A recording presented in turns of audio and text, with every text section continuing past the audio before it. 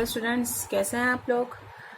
आज हम लोग चैप्टर 14 का पार्ट 5 ले रहे हैं। उसके अंदर टॉपिक है दैट इज़ हमने लास्ट टाइम भी पढ़ा था, that is classification of proteins.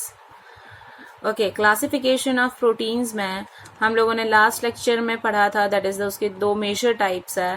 The first one is the fibrous and the second one is the globular. इसी ग्लोबुलर के अंदर मेजर पार्ट आ रहा है that is primary structure, secondary structure, tertiary structure and quaternary structure. Clear. अब आता है first primary structure. Students please आप लोग ध्यान से सुनिएगा, नोट्स वीडियो के एंड में है, आप लोग उसमें से देख के लिख सकते हैं। पहले आप सुन लीजिए प्राइमरी स्ट्रक्चर में क्या है। अब हमें पता है कि हम लोग प्रोटीन पढ़ रहे हैं। प्रोटीन क्या है? It is a polypeptide chain. किसका चेन? अमीनो एसिड का चेन। क्लियर। तो वैसे ही ये क्या है, जो प्राइमरी स्ट्रक्चर होता है दैट इज अ वन और मोर पॉलीपेप्टाइड, वन और मोर पॉलीपेप्टाइड चेन्स इसमें सबसे ज्यादा, यानी बहुत सारे, एक या दो से ज्यादा पॉलीपेप्टाइड चेन्स लगे ही रहते हैं। ये जो प्राइमरी स्ट्रक्चर होता है अमीनो एसिड का, वो एक दूसरे से मतलब अटैच्ड है, लिंक्ड है विथ अ स्पेसिफिक सीक्वेंस। इस तरह से ये एक दूसरे से अटैच रहते ही है। ठीक है, ये है primary. Actually the sequence of amino acids creates a different protein. जैसे जैसा सीक्वेंस होगा उसके हिसाब से प्रोटीन होगा। ठीक है। अब आता है that is the secondary structure. Secondary structure, अब देखो ये इसका शेप ऐसा है। अब ये जो दिख रहा है, ये जो मैंने बनाया आपको, तो उसको हम लोग बोलते हैं प्लीटेड स्ट्रक्चर। प्लीटेड, प्लेट जैसा। ठीक है। The shape in which a long polypeptide chain can exist, they are found to exist in two different types like alpha helix. These two different forms they are appear, alpha helix and the beta pleated sheet structure. Beta pleated sheet structure. Clear? तो दो form में ये हम लोगों को secondary structure देखने को मिलता है। किसका? प्रोटीन का। This structure arise due to the regular folding of the backbone of the polypeptide. Polypeptide का जो बैकबोन है वो रेगुलर ऐसे फोल्डिंग में आता रहता है due to the hydrogen bonding, क्योंकि इन लोगों के बीच में क्या है? Hydrogen bonding between C carbon and amine group of the polypeptide chain. Clear. इन लोगों के बीच में जो हाइड्रोजन बॉन्डिंग है वो क्या हो जाता है? वो बेंड हो जाता है। इसलिए हमें ये दो फॉर्म में मिलता है, अल्फा हेलिक्स और बीटा प्लीटेड। कौन सा? Secondary structure. ठीक है, समझ में आ रहा है आप लोगों को? इन लोगों के बीच में अल्फा हेलिक्स में ये जो हमें all possible hydrogen bonds by twisting into a right handed screw. Physics में आप लोगों ने ये रूल पढ़ा होगा, दैट इज राइट हैंडेड, इस तरह से। ठीक है, राइट हैंडेड स्क्रू रूल। ठीक है, विद द अमाइन ग्रुप ये क्या हो जाता है? ये इस तरह से फॉर्म्ड करता है। और बीटा स्ट्रक्चर ये इस तरह से फॉर्म करता है कि प्लेट जैसा बना देता है, इतना एक्सटेंशन खींच के लेके आता है। तो ये था हमारा सेकेंडरी स्ट्रक्चर्स, इससे आप लोगों को पढ़ सकते हैं। अब आता है टर्शरी स्ट्रक्चर। टर्शरी स्ट्रक्चर्स में क्या होता है? यहाँ पे टर्शरी स्ट्रक्चर आपको इस तरह से देखने को मिलेगा। ठीक है।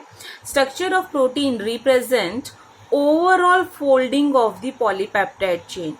ओके, पूरा, यानी कि दिस ये वाला और भी फोल्ड हो रहा है। Secondary structure the further folding to form a tertiary structure. Further folding of the secondary structure, it represent the tertiary structure. Okay, and this give rise to a two major molecule, that is fibrous and globular. ये आगे जाके दो form हमें देता है. Main forces which जो force लगता है सेकेंडरी और टर्शरी को स्टेबल करने के लिए, दे आर दी, आप लोगों ने आगे भी पढ़ा है, that is hydrogen bonds, disulphide linkage, okay, van der Waals force, electrostatic force of attraction, ये सारे इसके ये जो स्ट्रक्चर्स है इन लोगों को बाइंड करके रखता है. ओके बेटा, ध्यान से सुन रहे हैं आप लोग. अब आता है quaternary structure. Proteins which are composed of 2 or more polypeptide chain. 2 or more, वो था 1 and more. ठीक है, आगे first primary structure. 2 or more polypeptide chain referred as a subunits as that is quaternary. ये हमें इस तरह से कुछ दिखता है. अब नेक्स्ट टॉपिक आता है that is denaturation of protein. बेटा बहुत इंटरेस्टिंग है, ध्यान से सुनिएगा. हम लोगों को जो बायोलॉजिकल सिस्टम से, नेचर से हम लोगों को जो मिलता है दैट इज, हम लोग बोल सकते हैं कि प्रोटीन क्या है, एक 3 डायमेंशनल स्ट्रक्चर है जो बायोलॉजिकल एक्टिविटी से मिलता है. इसलिए हम लोगों ने इसको क्या बोल दिया है, एक नेटिव प्रोटीन बोला है. ठीक है. अब बेटा ये जो नेटिव प्रोटीन है वो नेटिव फॉर्म में प्रेजेंट है. इसका फिजिकल चेंज, यानी हम लोग इसको फिजिकली चेंज कर सकते हैं. तो फिजिकल चेंज करने के लिए हम लोग उसको, सपोज टेम्परेचर बढ़ता है तो फिजिकल चेंज हो जाएगा. यदि इसका पीएच चेंज हो रहा है तो उसको हम लोग बोलेंगे that is the chemical change. तो फिजिकल और केमिकल चेंज की वजह से कभी कभी क्या हो जाता है, हाइड्रोजन बॉन्ड्स उनके बीच में हैं वो क्या हो जाते हैं, डिस्टर्ब्ड हो जाते हैं. और इसी डिस्टर्ब की वजह से जो ग्लोबुलर नाम का प्रोटीन है, ओके, जो उसका हमने टाइप्स, वो अनफोल्ड हो जाते हैं. ओके. और जो हेलिक्स था, हेलिक्स यानी कि इसको ऐसा बोलते हैं, ये डीएनए जैसा स्ट्रक्चर. ओके. तो ये जो हेलिक्स फॉर्म्ड होता था वो अनकॉइल्ड हो जाएगा. अनकॉइल्ड यानी का मीनिंग होता है ये कॉइल्ड है, ऐसे घुमावदार है, अब वो क्या हो जाएंगे, खुल जाएंगे. तो कॉइल्ड खुल जाएगा और उसके वजह से क्या होता है, ध्यान से सुनिएगा, उसके वजह से प्रोटीन क्या करता है, लूजेस इट्स बायोलॉजिकल एक्टिविटी. अपनी जो उसका जो मेन कैपेसिटी है वो क्या कर देता है, वो लॉस कर देता है. और इसी को हम लोग क्या बोल देते हैं, that is denaturation of protein. समझ में आया. फिजिकल और केमिकल चेंज के वजह से प्रोटीन अपना क्या लूज कर देता है, that is a biological activity, उसको हम डीनेचरेशन ऑफ प्रोटीन बोलते हैं. During the denaturation the secondary and the tertiary structure are destroyed, but primary structure it remains intact, यानी वैसा का वैसा रहता है. एग्जाम्पल हम देखते हैं, जैसे कि कोगुलेशन ऑफ एग वाइट. आप लोगों ने कभी बॉइल एग खाया होगा तो उसके अंदर का जो येलोइश कलर का हो जाता है वो क्या हो जाता है, पूरा बैठ जाता है, ऐसे लिक्विड होता है. पर जब बॉईल करते हैं तो वो पूरा सा इंटैक्ट हो जाता है.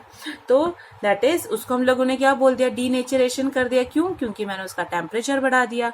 तो दैट इज द डीनेचरेशन. दूसरा, मिल्क भी क्या है, प्रोटीन है, पर मिल्क के अंदर मैंने सोच लो लैक्टिक एसिड डाल दिया है तो वो क्या हो जाएगा, दैट इज कर्ड बना देगा. तो हम लोग क्या बोलेंगे, curdling of milk due to the formation of lactic acid by the bacteria present in the milk. Clear? That is the denaturation of protein. Next topic आता है, that is the enzymes.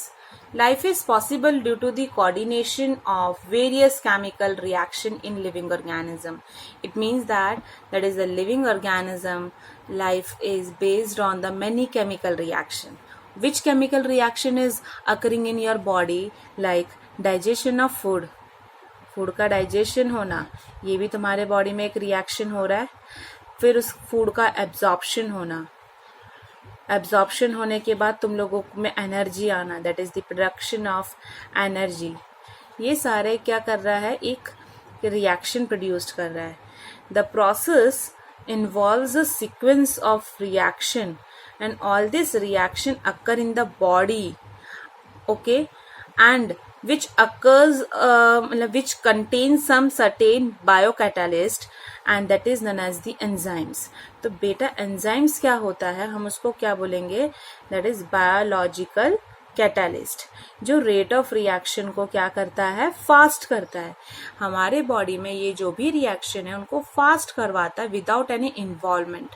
तो इट मीन्स दैट ये सारे chemical reaction को follow on कौन करवा रहा है, biological catalyst, that is the enzymes.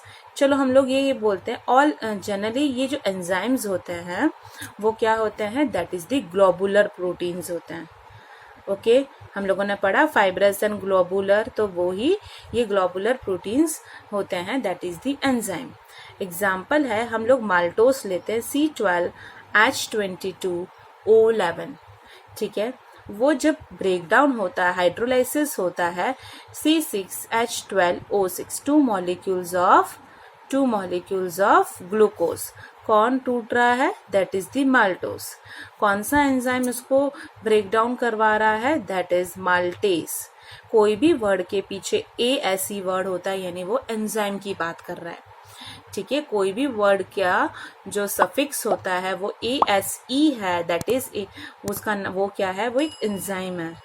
Enzymes which catalyse the oxidation of, ध्यान से सुनिएगा, enzymes which catalyze the oxidation of one substrate, जब उसने एक सबस्ट्रेट को ऑक्सीडाइज किया with simultaneously reduction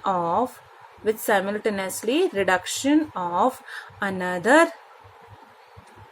another substrate, okay, and this is are called the oxy, दोनों काम कर रहा है एक ऐसा एंजाइम, तो वैसे को हम लोग बोलेंगे ऑक्सीडो रिडक्टेस एंजाइम।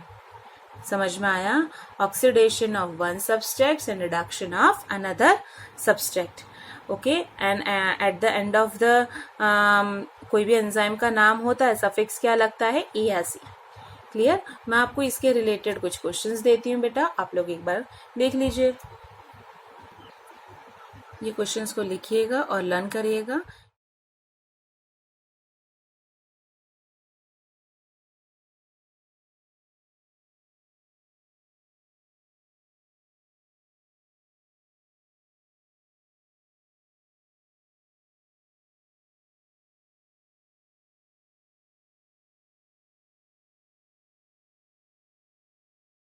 तो आज का टॉपिक मैं यहाँ पे कंप्लीट करती हूँ। आपको मेरा वीडियो अच्छा लगा है तो प्लीज़ आप लोग लाइक करिए, उसे शेयर करिए, और thank you so much students.